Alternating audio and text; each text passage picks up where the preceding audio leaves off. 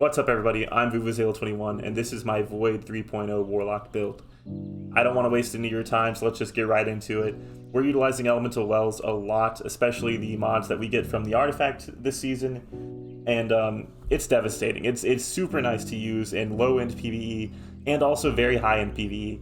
I can see myself using this in Grandmasters, and I'm definitely going to be rocking this day one of the raid, which I will be streaming live at twitch.tv/Vuvuzela21. But that's enough of that, let's get into it. So first of all, we're going to be using these well mods. The two main ones that we're going to be using to use the mods are Font of Might and Volatile Flow. Font of Might is great because it gives you bonus damage to weapon damage of the same element of your subclass. So if you're using a Void Fusion Rifle, for example, and a Void subclass, that's when you get that damage bonus applied. And same for your Heavy. So these two are going to benefit really well from that. And also we're using Volatile Flow, which gives every Void round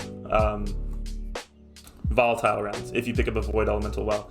So this all synergizes extremely well, and the way we're going to be getting these wells is through Elemental Ordnance, which basically just spawns Elemental Wells on grenade kills, which we are going to be proccing a lot because of two reasons. One, because we have Nezarec Sin, which is Void kills increase ability regeneration, and if we're using all Void weapons and all Void abilities, that is going to be hitting a lot. That is going to be proccing all the time, and that is going to be stacking on top of Devour's benefit. And as we know, Devour allows for grenade recharge, full health, and extended Devour upon kills. So using this build, we are going to be dealing out so much damage. We're going to be killing everything. We're going to be getting our grenade back. We're going to be throwing that back down. We're going to be getting another well to replenish all these buffs, and then we're just going to keep on going like that. But we still have one more Elemental Well mod to talk about, and that's Elemental Time Dilation. Elemental Time Dilation basically just increases the effect of certain mods that are Elemental Well based if you stack them. So you have to have two of them equipped to get that benefit. So I have two Fonts of Might stacked, which we've already explained, but having two of them increases that duration. So a base level Volatile Flow lasts like 16 to 17 seconds. And stacking these two together makes it last the same amount, 16 to 17 seconds. So now we're not only benefiting from this 20% damage buff, we're also benefiting from Volatile Flow, which does about like 8,000 damage per volatile explosion. So you can see this damage kind of just stacking and stacking and stacking pretty crazily. But let's get into the aspects a little bit more. So we're going to be using Feed the Void because we love Devour. We've loved Devour since Destiny 2 launched, and it's only even better now.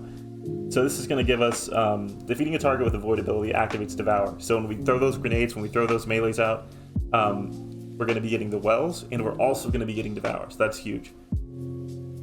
Aside from that, we're going to use Child of the Gods, so we're going to cast our Rift to create a Void Soul, which weakens combatants when we fire at someone, and then the Void Soul flies to them, and it weakens them, and it also gives us back our grenade and melee energy. So really, we are never ever going to want for anything like grenades or melees or even rifts, because also defeating anyone who's being drained by the Void Soul gives us our healing witch back. So that's already, like, just with those two things, we've already got such a huge synergy in the aspects alone. And then we go to the fragments. So damaging targets with grenades grants melee energy, so that just helps us keep our melee up at all times, and getting kills with melees can proc Devour, so that's another way to keep our grenade up. Then we've got Voidability Final Blows cause targets to explode, and it gives +10 intellect. This is huge because for ad clear scenarios, this just helps you keep the entire field cleared of any ads, and it's perfect. And plus it gives you that +10 intellect, which is huge because I don't really have much armor that's really great intellect rolls. And then your lingering grenade effects have increased duration, Echo of Remnants. This is also huge because we're going to be utilizing Vortex grenades all the time because they just stay out there as long as possible. They pull all the enemies in, and they're going to guarantee you kills. Because of this one, your Void grenades weaken targets -20 discipline. That -20 discipline might hurt, but remember, we've got Devour, we've got Nezarec Sin, we've got all these ways, we've got the Child of the Old Gods. We've got all these ways of keeping that grenade up as long as possible, so if you've got like a minus 20 discipline and you're still rocking 84, you're going to be solid. Even if this was a 60, it really wouldn't matter that much because this build is just so powerful. Now, we've talked about the subclass, we've talked about the exotic and the mods, but let's talk about the guns we can use, because we can use a pretty good amount in any really combination you want. So what I've been rocking, just because I've been leveling up my guns and things like that, is the Likely Suspect fusion rifle with successful warm-up. This isn't the exact roll I want, but successful warm-up is insane. You get a kill with successful warm-up, and your fusion rifle charge time goes down to like backup plan levels, which is very quick. You basically can just press the button and for like half a second and boom, you're already firing and you can fire your next one.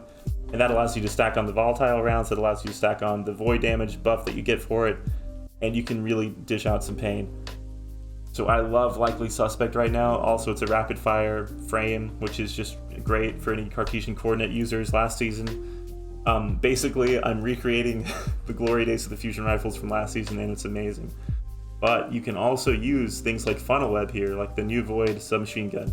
You can use things like the sniper rifle here, which procs the 7,000 extra damage every single shot. You can do things that are absolutely insane with this. But really, you're going to be great if you use any Void weapon at all here. So once I do get a good funnel web roll, I am going to try using it here. And I'm going to put probably like an arbalest in my kinetic slot. And I'm going to probably use red herring here. I am going to test this out with Deathbringer. I've heard great things about Deathbringer, especially with this new meta, but we'll see how all that goes. Threaded Needle with rapid hit and Vorpal Weapon or anything like that would also be great. Pretty much anything Void, you're going to be seeing some huge returns on that. And really, that's it. This is the build. As you can see, I don't put a lot of stock into resilience just because in PvE and even PvP to an extent, it's not as valuable as a perk as you might think, because recovery is actually so much more important. If your recovery is high, especially as a Warlock, it's going to govern your healing rift stat, but also it recovers how quickly you can heal after you're out of combat, or after you're not getting shot at, rather.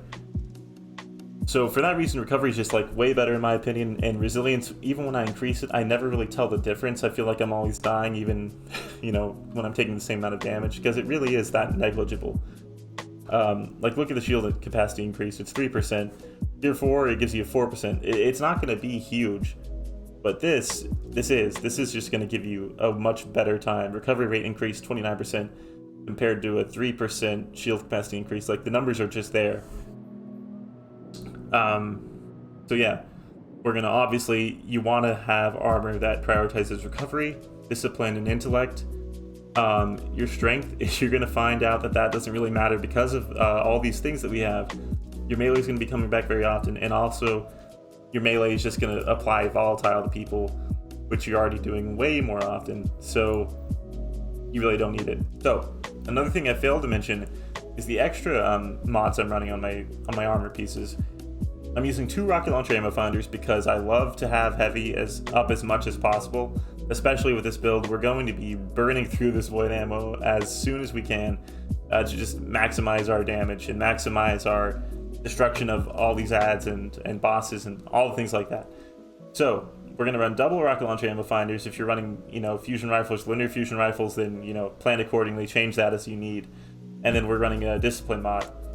And if you have great discipline rolled armor already, you don't need to do that. You can put those things wherever you want, but I recommend discipline, intellect, and recovery. On my arms, I'm running overload SMG and autos and submachine gun loader.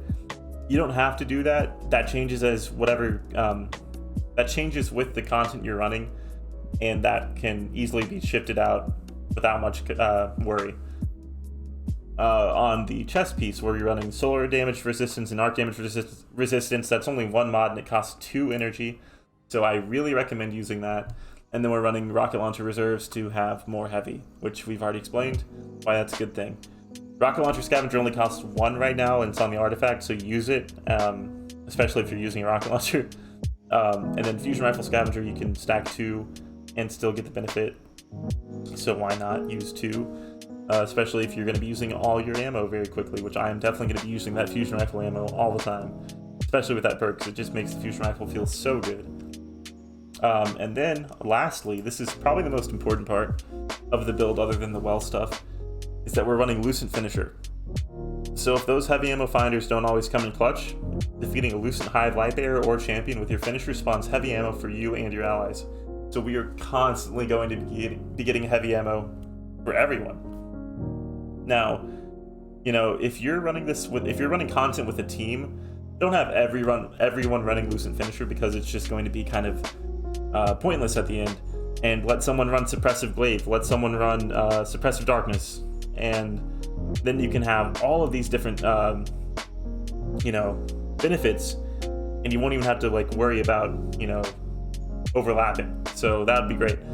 Lastly, I'm using Overload Grenades, Void Grenades, Disrupt Combatants, stunning them. So I'm gonna have my grenade coming up all the time, so I might as well get some use out of that by overloading enemies as well. It's just huge brain plays, and this is exactly the build you want to use. Don't even watch any other videos. I'm just kidding, you can watch other videos, but this is a great build, and I think it's going to be able to carry you through a lot of content in this game. Anyways, that's all for the build and all for the video. If you liked this, you should subscribe, and you should definitely come check out my Twitch, twitch.tv/vuvuzela21. Yeah, I appreciate you watching, and we'll see you next time.